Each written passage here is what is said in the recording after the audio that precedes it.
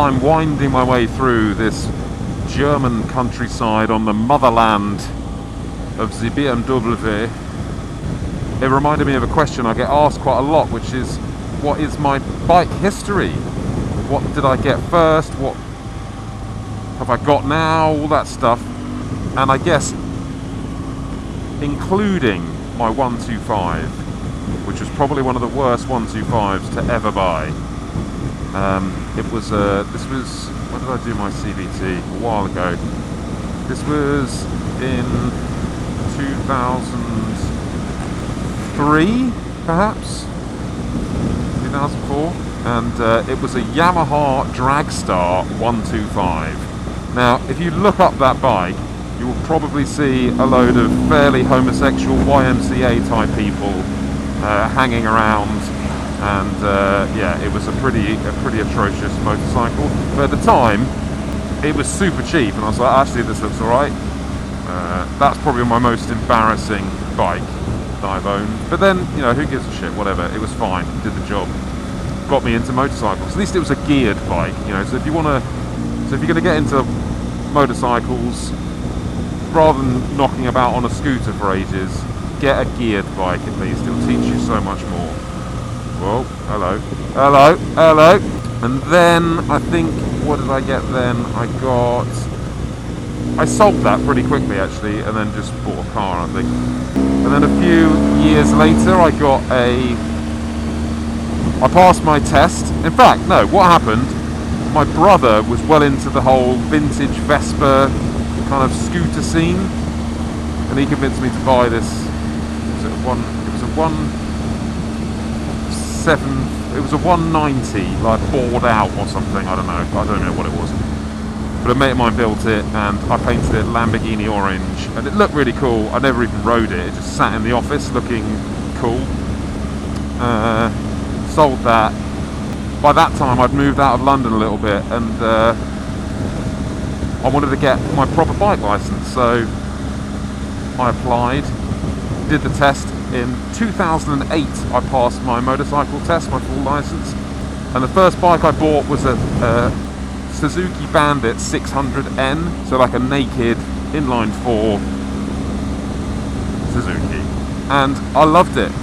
I absolutely loved it. It was heavy, really heavy, and by today's standards, like just utter shit probably, but it was great. It was a proper motorbike. It smelt like a motorbike. It sounded like a motorbike, and I loved it. And so I did some commuting on that, and then pretty soon I knew that I wanted motorcycles in my life, so I upgraded. I wanted to get a sports bike, and the cool one was the Yamaha R6, so I was like, I'm going to go and buy one of them. Went to Yamaha West London, and I've never really shamed people, but tell you, there's something about the Yamaha service I fucking hate. They're just shit. And anyway, so I put a deposit down on this bike. It was black and gold and looked fucking awesome. And it took ages to turn up. It was late, blah blah blah. And in the meantime, I'd actually test ridden a few other bikes, and I rode the CBR 600 RR, and actually found it to be a better all-round bike than the R6. The R6 was just a pain in the arse. It was geared so long and so gutless down low, unless you're like properly like right up in the rev range. It was just a bit shit and really hard. And I didn't do track days or anything then, so it was pointless for me. So I actually thought, do you know what, I'm just going to get the Honda. So I rang up Yamaha and said, look, you're taking too long. And they're like, oh, well, you know, fuck you, blah, blah, blah, we're going to keep all your money, fuck you. And they're just being massive cunts about it. And I was like, right, whatever. Had an argument with them for ages. And I was like, fine, whatever, just keep the money. I hate you and I'll never have a Yamaha again. And bought the CBR. It was a blue, I think it was the 2009 blue, white and black. And it looked like it had like a bird shit on this front bit. It was like paint, like a kind of matrixy, pixely sort of thing with bright blue wheels. I loved it. Then got the 2009 Repsol Fireblade very quickly after that. I just wanted more power. I was full beans mode now, and I just wanted to get on and get that full fat superbike experience. And I bought an ABS model. Loved the bike.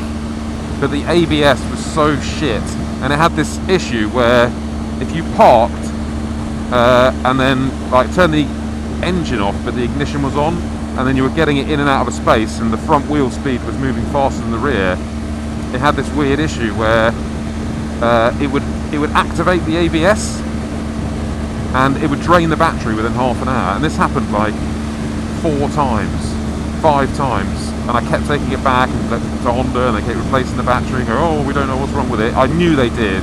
In the end, they just said, look, do you want a new bike? And I said, yeah.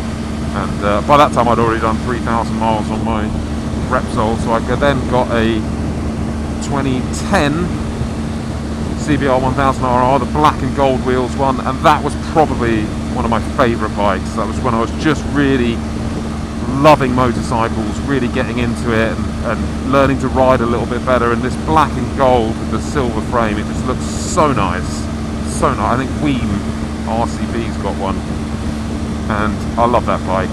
Then that was parked outside Blockbuster Video when there was such things as video shops, and some old bint just reversed into it in a parking bay and just knocked it on the floor, and then tried to drive off, but fortunately loads of people stopped her and were like, stop, stoppen Sie dick. And I said that in a German accent because I'm in Germany. So that was like an insurance job, took ages to fix. It actually cost for the insurance, not including bike hire, it cost £4,500 to fix it, from just standing upright to falling over. It was mental. And then I think the insurance company were charging the other person's insurance £110 a day motorcycle hire, and that was on a shitty old VFR 800, like a proper raggedy shit one. I like the bike, but it was just, what's going on here? I like the bike, but that was excessive to charge £110 a day. That's why insurance premiums are so bloody expensive. Anyway, then got that all fixed, and Honda were like, actually, you know, we're getting new parts. Do you want some like carbon parts? Blah blah blah. They're actually cheaper than the OEM ones anyway. I was like, fuck it, yeah. Jizzed it up, got it back, and within 2 weeks it got fucking stolen. And I was really, really, really upset. Really upset. Stolen broad daylight, Oxford Street, London. 2 fucking plebby cunts on scooters. It had proper disc locks and stuff on it, but they just crowbarred it off. It looked like cake. That was the Oxford monster disc lock. Fucking useless. So then the insurance money came through. I didn't know what to get, blah blah blah blah. And I'd always wanted the Repsol, because when I then went to upgrade, when they replaced the Honda last time, Repsol was only every other year, so there wasn't any available. And I thought, actually, sorry, I'm going to get a 2012, I think it was a 2011, 2012 Repsol, the one with the black frame. And that then turned into the Vonda, which was after I crashed it and done several things to it. And now Adswell has that bike. That's one of my favourite bikes ever. In the meantime, I also then had, what did I have? In fact, back in the Bandit days when I was looking to upgrade, I bought an FZ6 Yamaha second hand, and that was a fucking dog. That was a piece of shit, that bike. It kind of crabbed along the road. I also had a SRAD 750, which was brilliant. That was the injection model. That was a 99. Loved that bike. There's actually some videos of that a while back on the channel. What else did I have? That was it. I wanted to buy a bike to go in and out of London on the motorway, and a bit of filtering, etc, etc. And I bought a Kawasaki second hand again. I wanted a bit of a dog, just because I didn't want it to get nicked. So I went for a Kawasaki, is it the Ninja 1200? Like, kind of hyper bikes they used to be called, I think. Really quite a big machine with a big old fucking 1200 engine in it. That lasted 3 weeks before the electronics started fucking up, and the petrol it drank was just insane. Good bike though, I liked it. So I took that back to the shop and said, I'm sorry, I'm not getting on with this. The electronics are shit and the fuel range is just appalling. And they said, oh, well, we can give you your money back if you buy something else in this shop. And I thought, oh, fuck it, alright, whatever. What have you got? And the only bike they had was that Suzuki GSXR 1000 K8. And out of I wanted a 750. That's what I wanted at the time. And but then this was there, and I was like, sod it, that'll do. Done. So I didn't even really buy it out of like, oh my god, I really want a Gixxer 1000 K8.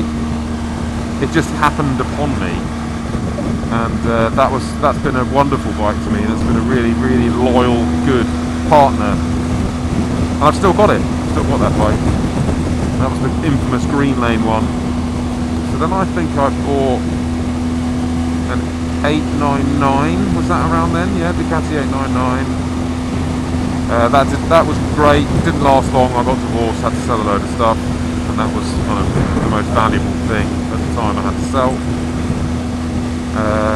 What else have I had? Then when things got, then I did the 24-hour trip and bought this on the back of that, because it's such a good bike, and I love this very much. This is a BMW R1200 GSA TE, and I've done 20,000 miles on this now, and it's just faultless. It's just fucking brilliant. Then I won the Super Duke in their competition, the 1290 KTM Super Duke 1290R, I think is the correct term. Still got that, and then I bought the HP4, the crashed one. There's a video on that as well. Love that bike, love that bike, love that bike. And because it was a bargain, it was just even better. I'd already put, when that HP4 option came into my life, again, the best bikes, I find the best bikes in life are the ones that just happen upon you. Like, I wasn't looking to buy an HP4, but when my mate crashed it and it was such a deal, I was like, sod it, I'm going to get this. I'd already committed to the R1M, and to be fair, if I hadn't already committed to the R1M, I wouldn't have bought it, but I'd already invested quite a lot in bits and deposits and stuff like that, and I didn't want to lose it. Because really, although the R1M is amazing, amazing, amazing bike, Beamer was so cheap, it cost me like 7 grand. The R1M is not 10, 11,000 pounds better than that bike, and if anything, if anything, am I the right way? Yeah. If anything, I use the HP4 way more, and I enjoy it way more because it's been crashed, and you don't care about a little scratch here and a little knock there, and you just get on it and use it. Whereas the R1M, it's all like, oh my god, it's all brand new. I still don't know what I'm doing about the R1M. I'm not particularly happy with it, I've got to say, if I'm honest. Nothing to do with the technology on the bike. The bike is absolutely awesome. It's flawless. It's just had a bit of bad karma for me, that bike. I just don't know. The welding on the swing arm is just disgusting. I almost didn't buy it over that. Like how in 2016 a near £20,000 superbike can have welding that sloppy on the swing arm is it just, I don't know, I don't get it. I don't understand how they can get away with it. It's just terrible. Like my old Fireblade, the welds were just immaculate. Anyway, and now at the moment the bike, again, this is a Yamaha dealer issue. They kind of, I don't know, I'm not going to go into it because I don't think they deserve to be slated, but I'm just not very happy with the level of service that Yamaha provide. Yeah, the difference, you go into a BMW dealership, that's why I always hang around Barnstormer, because it's just, that level of service is so much better. And you've got to take that into, well, I think it's worth taking that into account when you buy a motorcycle, is what is your relationship going to be like for the next 3 or 4 years with this dealer? Are you going to like it? Anyway, so yeah, so R1M, I don't know, just kind of, I don't use it now, it's sat in track fairing, just in my garage, well, in the lockup now actually, and it's like, well, what am I going to do with it? Do 3 track days a year in Spain because you can't ride it in the UK because the exhaust's too bloody loud? So yeah, it's just kind of pissing me off a bit. I don't know what to do. Really? Oh, and I've got the R100 as well, the old R100. There's more on that coming soon. That's an old BMW 1978 R100 that is kind of being rescued a little bit and chopped up and destroyed and making into something else. I think that's it.